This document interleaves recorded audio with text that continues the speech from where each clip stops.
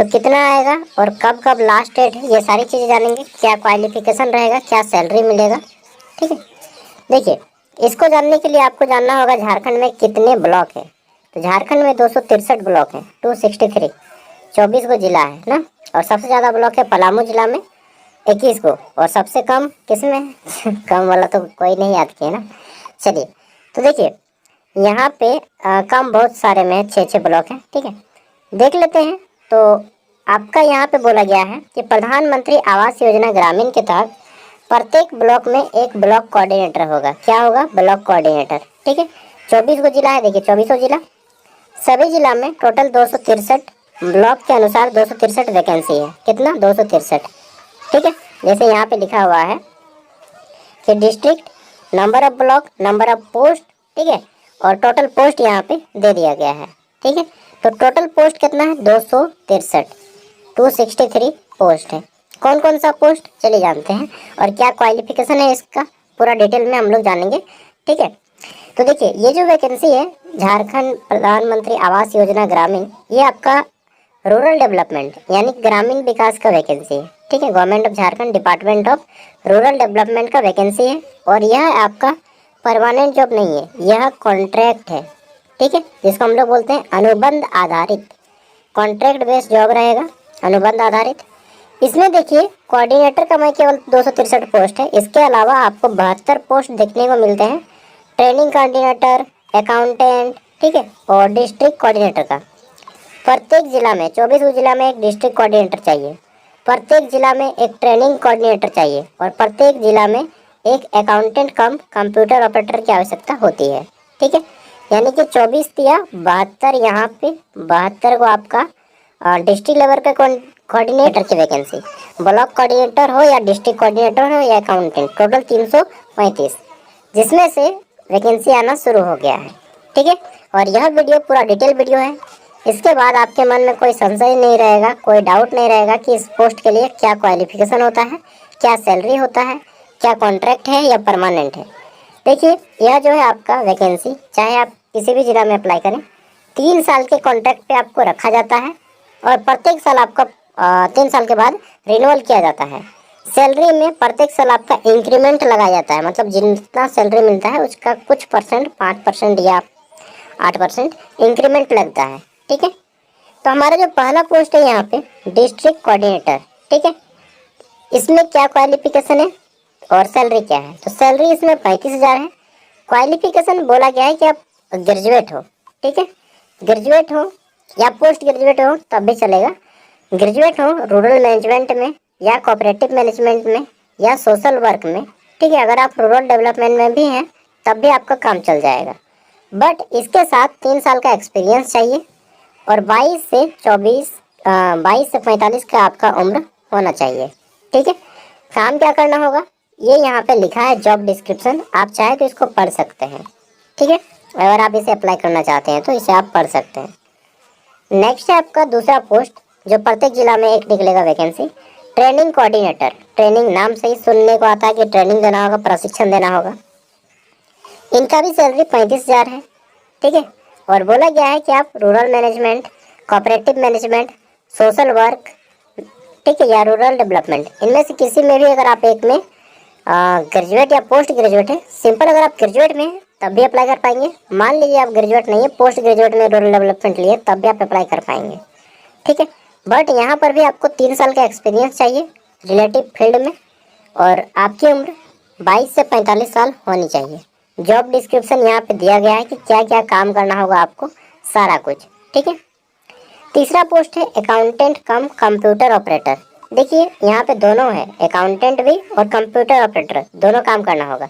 इसका भी प्रत्येक जिला में एक वैकेंसी आएगा, 15,000 दिया जाएगा आपको सैलरी, ठीक है। इंटरमीडिएट इन कॉमर्स, यानी कि आप जो है आईकॉम किए हो, इंटरमीडिएट इन कॉमर्स। सिंपल, अगर आप 12th पास हो इंटर कॉमर्स से तब आप इसके लिए एलिजिबल हैं। बट इसके साथ ही आपको DCA या ADCA का कोर्स किए होने चाहिए, और आपके पास 1 साल का वर्क एक्सपीरियंस होना चाहिए, ठीक है, कहीं पे काम किया हुआ। साथ में आपकी टाइपिंग स्पीड हिंदी और इंग्लिश दोनों में आपको आना चाहिए। कितना वर्ड वो नहीं लिखा गया है, बस आपको आना चाहिए, ठीक है। उम्र 18 से 30 साल होनी चाहिए। क्या काम करना होगा, तो देखिए यहाँ पे लिख दिया गया है कि आपका जितना आवास वगैरह होगा उससे आपका सॉफ्ट कॉपी हो गया, ये सारी चीज़ें आपको मेंटेन करनी होगी। ठीक है। सबसे ज़्यादा जो पोस्ट आएगा वह है ब्लॉक कोऑर्डिनेटर का। इसमें क्या काम होगा, कितना सैलरी है, तो इसमें सैलरी है 18,000। ठीक है। और इसके अलावा देख लीजिए, इसमें जो सैलरी 18,000 है और उम्र 22 से 45 साल मांगा गया है। इसमें कोई भी कैंडिडेट किसी भी फील्ड में ग्रेजुएट हो, किसी भी फील्ड में, ठीक है, हिस्ट्री से हो, चाहे साइंस से हो, चाहे कॉमर्स से हो, चाहे बीटेक हो, चाहे मतलब मेडिकल फील्ड में ग्रेजुएट हो, बीएससी नर्सिंग हो, अगर ग्रेजुएट है तो वो एलिजिबल है। दूसरी क्या है कि प्रेफर किया जाएगा उनको, तो किनको preferable preference will be given to candidate having degree in rural management, cooperative management, social work, उनको ज़्यादा प्रेफर किया जाएगा। ठीक है। तीसरा कि यहाँ पे आपका बोला गया है कि आपके पास कम से कम 1 साल का एक्सपीरियंस हो किसी भी क्षेत्र में जो आप इस फील्ड में काम किए हो, किसी भी जगह का, प्राइवेट हो या गवर्नमेंट हो। ठीक है। उम्र 22 से 45 साल। क्या काम करना होगा, यहाँ पे सारा चीज़ें आपको लिखा गया है। ठीक है, आप इसको पढ़ लीजिएगा। अब देखिए, ये तो हो गया ब्लॉक कोऑर्डिनेटर का। ठीक है।